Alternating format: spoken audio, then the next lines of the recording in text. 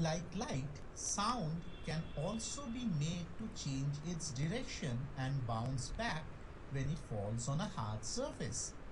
The bouncing back of sound when it strikes a hard surface is called reflection of sound. Hard, solid surfaces are the best for reflecting sound. For example, sound is reflected well from hard surfaces like wall, a metal sheet, hard wood, and a cliff. Soft surfaces are bad reflectors of sound. Soft surfaces absorb sound. The reflection of sound does not require a smooth and shining surface like that of a mirror. Sound can be reflected from any surface, whether smooth or rough. Sound waves are much longer than light waves, so they require a much larger area for reflection. Sound is reflected in the same way as light. The laws of reflection of light are obeyed during the reflection of sound. So we may say that the incident sound wave, the reflected sound wave, and normal at the point of incidence all lie in the same plane. The angle of reflection of sound is always equal to the angle of incidence of sound.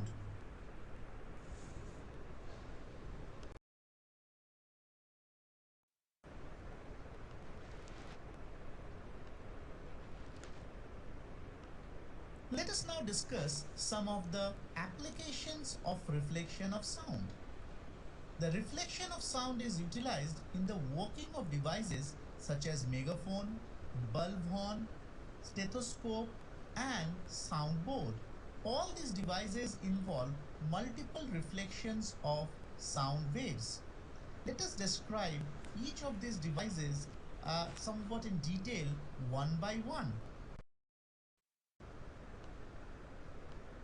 A megaphone is a large cone-shaped or funnel-shaped device for amplifying and directing the voice of a person who speaks into it. A megaphone is also called a loudhailer or a speaking tube. A megaphone is used to address a small gathering of people at places like tourist spots, fairs, marketplaces, and during demonstrations. One end of the megaphone tube is narrow and its other end is quite wide.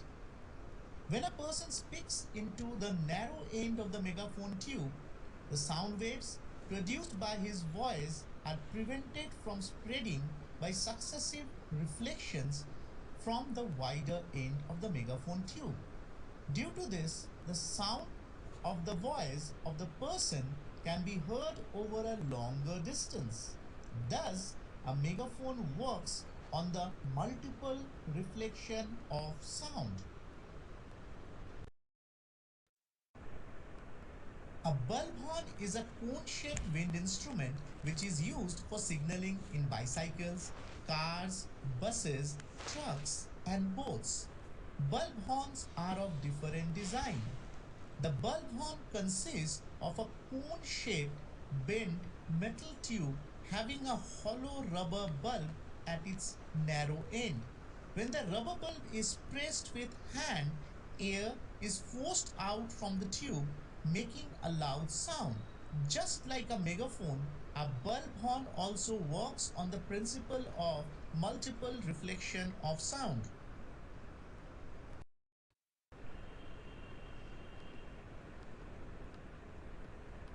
Stethoscope is a medical instrument used by the doctors for listening to the sounds produced within the human body, mainly in the heart and the lungs.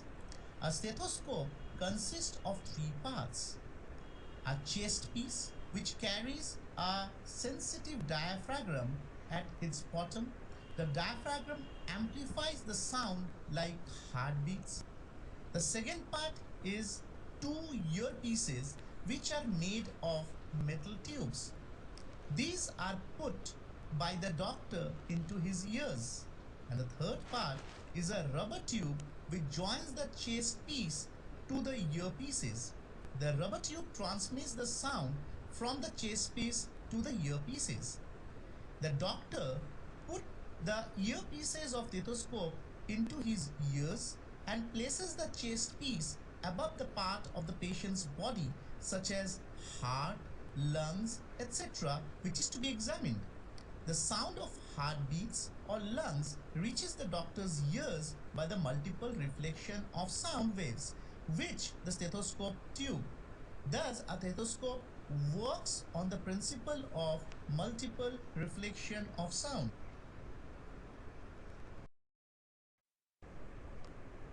In a big hall, sound can be absorbed by the walls, ceiling, floor, seats, and even by the clothes of the people sitting inside this hall. This leads to too much absorption of sound, due to which the speech cannot be heard. This problem is overcome by using a soundboard. The soundboard reflects sound and helps to spread sound evenly in the big hall. The soundboard is a concave board which is curved, which is placed behind the speaker in large halls or auditoriums so that the speech can be heard easily even by the persons sitting at a considerable distance. The soundboard works in the following manner. The speaker is made to stand at the focus of the concave soundboard. The concave surface of the soundboard reflects the sound wave of the speaker towards the audience. Due to this, sound is distributed uniformly throughout the hall, and even the persons sitting at the back of the hall can hear the speech easily. It is obvious that the soundboards work on the principle of multiple reflection of sound. The ceilings of concert halls, conference halls, and cinema halls are made curved so that sound after reflection from the ceiling reaches all parts of the hall. The curved ceiling actually acts like a large concave soundboard and reflects sound down onto the audience sitting in the hall.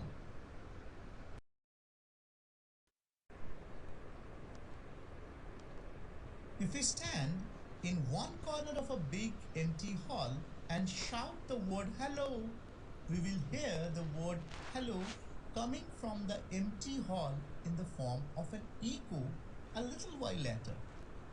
It appears as if the wall is repeating the hello that we have spoken. This happens because the sound of our hello is reflected from the walls of the hall, and this reflected sound forms the echo. We now say that the repetition of sound caused by the reflection of sound waves is called an echo. When a person shouts in a big empty hall, we first hear his original sound. After a little while, we hear the reflected sound of shout. This reflected sound is called echo. So when we hear an echo, we are actually hearing a reflected sound a short while after the original sound. Thus, an echo is simply a reflected sound. An echo is heard when sound is reflected from a hard surface such as a tall brick wall or a cliff.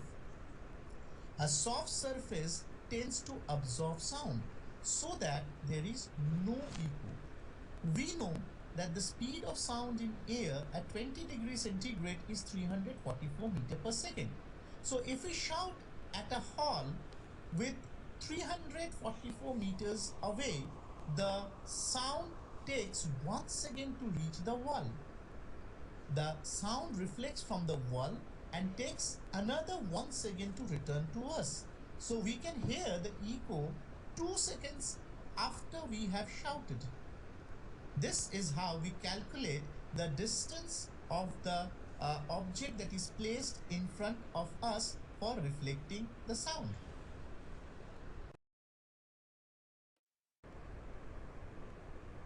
It has been estimated by scientists that if two sound reaches our ear within an interval of 1/10 of a second, then we cannot hear them as separate sounds. They appear to be just one sound. The human ear can hear two sounds separately only if there is a time interval or time gap of 1/10 of a second or more than that between the two sounds. This means that we can hear the original sound and the reflected sound, which we call as echo, separately only if there is a time interval or time gap of at least 1/10 of a second or 0.1 second between them. Now, knowing the minimum time interval required for an echo to be heard and the speed of sound in air, we can calculate the minimum distance from a sound reflecting surface like wall, etc., which is necessary to hear an echo. This calculations is simple. We know speed is equal to distance by time taken. Now speed of sound is 344 meter per second at 20 degree. So we can easily put this in the equation to find 344 is equal to distance traveled by 0.1, that is 34.4 meters. Thus, the distance traveled by sound in 1/10 of a second is 34.4 meters. But this distance is traveled by sound in going from us to the sound reflecting surface like wall and then coming back to us. So our distance from the sound reflecting surface to hear an echo should be half of 34.4 meters, which is 17.2 meters. So from this, we can conclude that the minimum distance from a sound reflecting surface like wall to hear an echo at 20 degrees centigrade is 17.2 meters. This means that in order to hear an echo of our shout, we should be at least 17.2 meters away from the sound reflecting surface like the wall.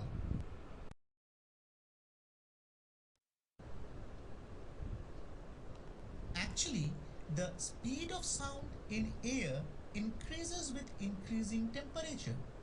So, the speed of sound in air will be more on a hot day when the temperature is high than on a cold day. Since the speed of sound is more on a hot day, therefore an echo is heard sooner on a hot day than on a cold day. Well, we have just said that 17.2 meters from a sound reflecting surface is the minimum distance to hear an echo. We will also hear an echo when the distance is more than 17.2 meters from a reflecting surface. But no echo can be heard when our distance from the sound reflecting surface is less than 17.2 meters. When we are at a distance of less than 17.2 meters from a sound reflecting surface, then we will hear the original sound and the reflected sound as one, and no echo will be produced. If there are several reflecting surfaces, then multiple reflection of sound takes place, and hence several echoes may be heard. For example, rolling of thunder is due to the multiple reflections of sound at thunder from a number of reflecting surfaces such as cloud and the land.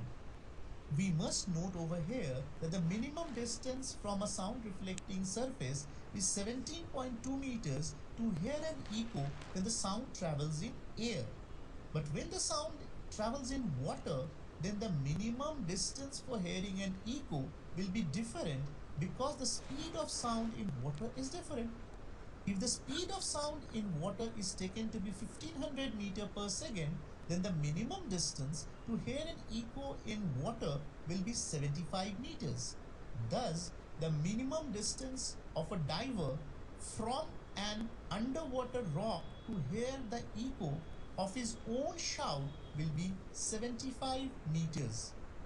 The formation of echoes by the reflection of sound waves is used to measure the depth of sea or ocean, to locate the underwater objects like the shoals of fish, shipwrecks, submarines, sea rocks, and hidden icebergs in the sea, and to investigate inside the human body. In all these applications of echoes, we do not use ordinary sound waves. We use high frequency sound waves called ultrasonic waves or ultrasound.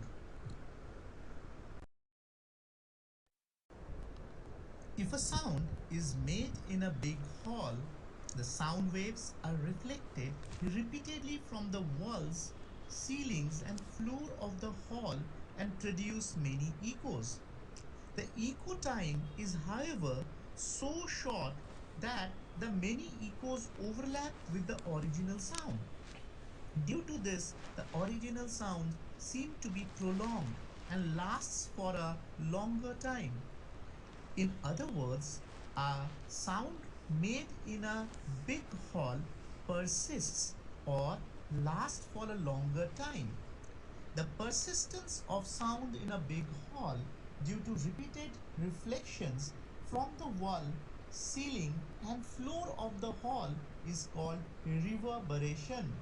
A short reverberation is desirable in a concert hall where music is being played because it gives life to sound and boosts the sound level. But if the reverberation is too long, then the sound becomes blurred, distorted, and confusing due to the overlapping of different sounds. Modern concert halls are designed for the optimum amount of reverberation.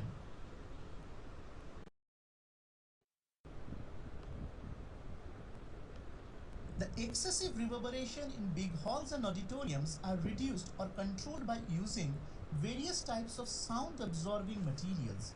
Some of the methods used for reducing excessive reverberation in big halls and auditorium will be discussed here. Panels made of sound absorbing materials like compressed fireboard are put on the walls and ceiling of big halls and auditoriums to reduce reverberation. Carpets are put on the floor to absorb sound and reduce reverberation. Heavy curtains are put on doors and windows to absorb sound. The material having sound absorbing property is used for making the seats in a big hall or auditorium to reduce reverberation. The soft and porous materials are bad reflectors of sound. The soft and porous materials are actually good absorbers of sound. For example, the materials like curtain and carpets are bad reflectors of sound, but they are good absorbers of sound.